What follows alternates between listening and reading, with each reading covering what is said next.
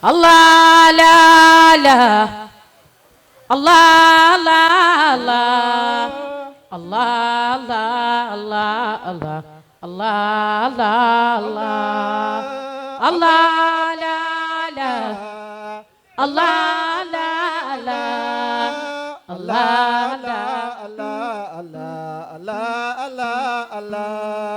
Allah la la Allah la Allah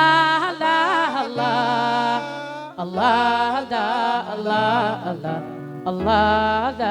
Allah Allah Allah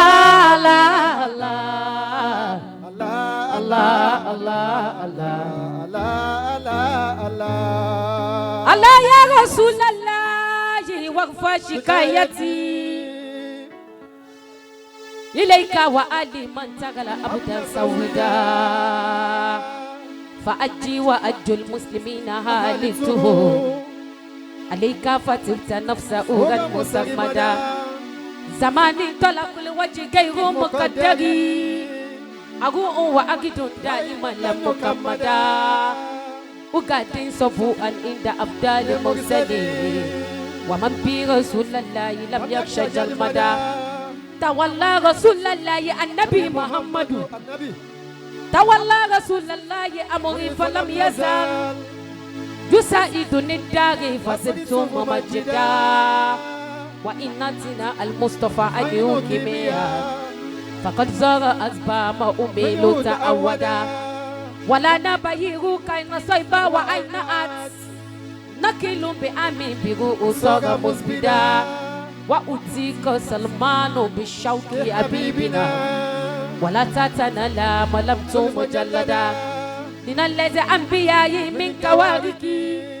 بإنا غنى الأغسال كرام مؤشدا كذاك كرامة لعلي ولايتي فمن أؤنيل ما أؤنيل ليومدا أيا بارو يا كافي النبي محمد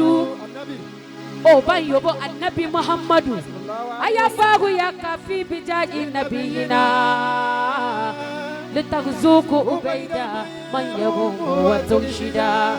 لتكفينا وقفنا دار سيدي جميع شؤوني قد قضيت وأيدا ومدى صفاتي من صفاتك سمدا وكمل غفاني والعلم وسجدا وتبصرون والمتمين لإذبنا منا إجل أكل أكتر موبدا وتدينا نجر شادي أئمتا لعلي توقع والفاز جدا مجندا صلاة وتسليم على من سمت بي جميع وربي وصحابي ولا أهل الأمدا شوني رسول إلهي آلمين تعالى قديم كندا يا رسول تعالى قديم كندا يا رسول فلا وغن فكيرا إلى غير إله تعالى قديم سواب الباب وهو مؤمن يا بكريمي وهو خير وطولا تسكر إنتي غير أحمد إنني أرجي من الهدي لبادي منالا كريم سجايا وسقى جودي منتهو لطيفي كريمي قد أجبت مقولا فأبو آل المقدار كفيك المصطفى إلى البرايا أتو علي يخاف زوالا ففي كل أجي قد كبت بنعمتي وإني كشاش قد أهوم نوالا أزو لجميع ما سكينا بها بوليا لا إله إلا الله لا إله إلا الله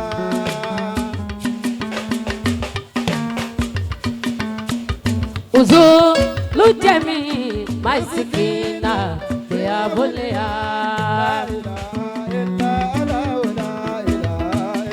الله تكوكو ملم يكاذب بربها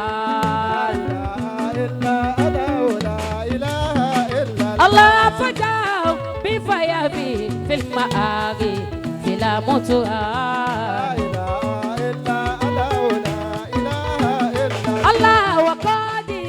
Kazugala akitobiya dari shawiya MTN aila mola na ise wa dúpẹ́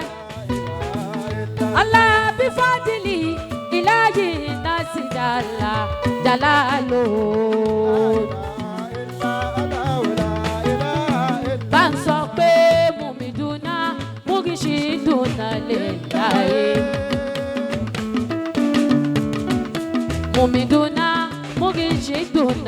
lillahi ashewun jibora ima abudallah halala mumin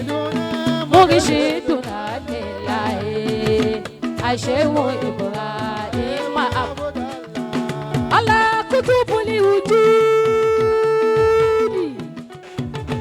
alaji azaruwa kutubuli wujudi mabawo le rafani ashewun jibora ima abudallah halala murishiduna lillahi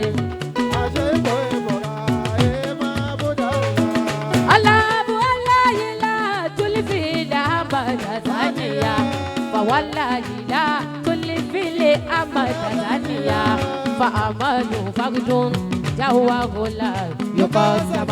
مؤمن مرشد لا إله أتيا برهام كل وسيري